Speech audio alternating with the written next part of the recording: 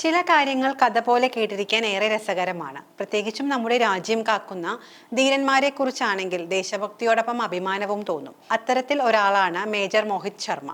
ഇഫ്തിഖർ ഭട്ട് എന്ന പേരിൽ കാശ്മീരിലെ തീവ്രവാദ ഗ്രൂപ്പുകളിലേക്ക് രഹസ്യമായി നുഴഞ്ഞുകയറി അവരുടെ വിശ്വാസം നേടിയ ശേഷം അവർക്ക് നേരെ കാര്യങ്ങൾ തിരിച്ചുവിട്ട സമർത്ഥനായ ഇന്ത്യൻ പട്ടാളക്കാരൻ.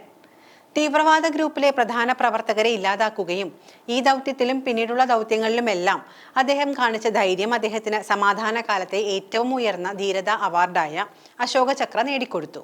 ഇത് അദ്ദേഹത്തിന്റെ കഥയാണ്, അല്ല, ജീവിതം തന്നെയാണ്. 1978 ജനുവരി 13 ഹരിയാനയിലെ റോഹ്തക് ജില്ലയിലാണ് മേജർ മോഹിത് ശർമ്മ ജനിച്ചത്. മാതാപിതാക്കളായ ശ്രീ രാജേന്ദ്ര പ്രസാദ് ശർമ്മയുടെയും ശ്രീമതി സുശീല ശർമ്മയുടെയും രണ്ടാമത്തെ കുട്ടിയായിരുന്നു അദ്ദേഹം. കുടുംബാംഗങ്ങൾ മേജർ മോഹിത് ശർമ്മയെ ചിന്തു എന്നും സഹപാഠികളും സഹപ്രവർത്തകരും മൈക്ക് എന്നും അദ്ദേഹത്തെ സ്നേഹത്തോടെ വിളിച്ചു. 2009 മാർച്ച് 21 വടക്കൻ കാശ്മീരിലെ കുപ്വാര ജില്ലയിൽ നടന്ന സൈനിക നടപടിക്കിടെ അദ്ദേഹം കൊല്ലപ്പെട്ടു.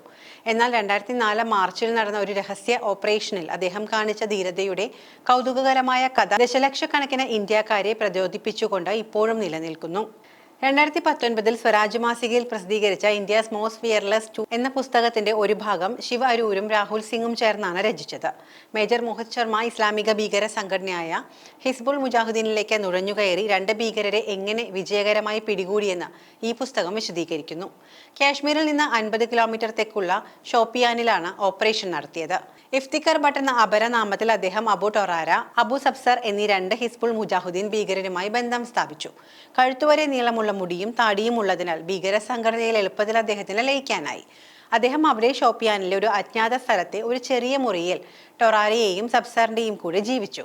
ഇന്ത്യൻ സൈന്യത്തെ ആക്രമിക്കാനുള്ള തന്റെ പദ്ധതികൾ ഹിസ്ബുൾ മുജാഹിദ്ദീൻ തീവ്രവാദികളുമായി അദ്ദേഹം പങ്കുവച്ചു. അവരെ ബോധ്യപ്പെടുത്താനായി മേജർ മോഹിത് ശർമ്മ ഒരു കഥ കെട്ടിച്ചമച്ചു. 2001 ഇന്ത്യൻ സുരക്ഷാ ഉദ്യോഗസ്ഥർ തന്റെ സഹോദരനെ കൊലപ്പെടുത്തിയെന്ന് അദ്ദേഹം അവരോട് പറഞ്ഞു.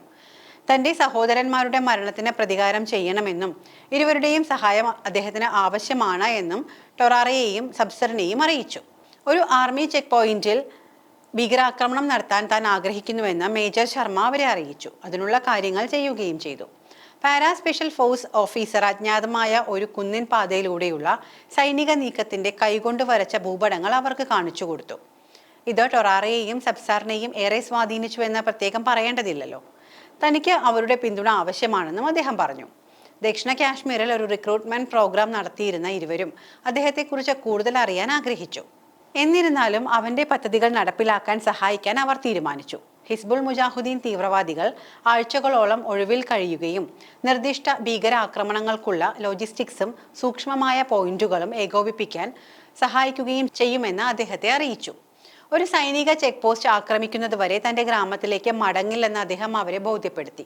താമസിയാതെ വരും ദിവസങ്ങളിൽ ടൊറാറയെയും സബ്സറും അടുത്തുള്ള ഗ്രാമത്തിൽ നിന്ന് 3 തീവ്രവാദികളെ കൂടി വിളിച്ചു വരുത്തുകയും അതിനു പുറമെ ഗ്രനേഡുകൾ എത്തിക്കാനുള്ള ക്രമീകരണങ്ങൾ ചെയ്യുകയും ചെയ്തു.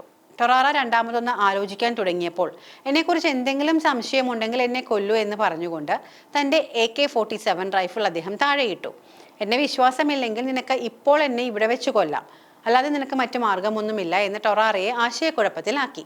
തുടർന്ന് അയാൾ പരിഹാരത്തിനായി സബ്സറിനെ നോക്കി. ഇരുവരും ഒരു നിമിഷം ആലോചിക്കാൻ എടുത്തപ്പോൾ മേജർ മോഹിത് ശർമ്മ അവസരം മുതലെടുത്ത് തന്റെ 9mm പിസ്റ്റൾ എടുത്ത് അവരെ വെടിവെച്ചു കൊന്നു.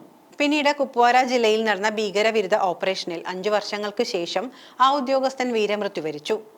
ഹഫ്രുദ വനത്തിൽ ഭീകരരുമായുള്ള വെടിവെപ്പിൽ മേജർ മോഹിത് ശർമ്മ 2 തീവ്രവാദികളെ കടുത്ത പോരാട്ടത്തിൽ കൊല്ലുകയും തന്റെ നിരവധി സഹപ്രവർത്തകരെ രക്ഷിക്കുകയും ചെയ്തു. തുടർന്ന് നെഞ്ചിൽ വെടിയേറ്റാണ് അദ്ദേഹം വീരമൃത്യു വരിച്ചത്.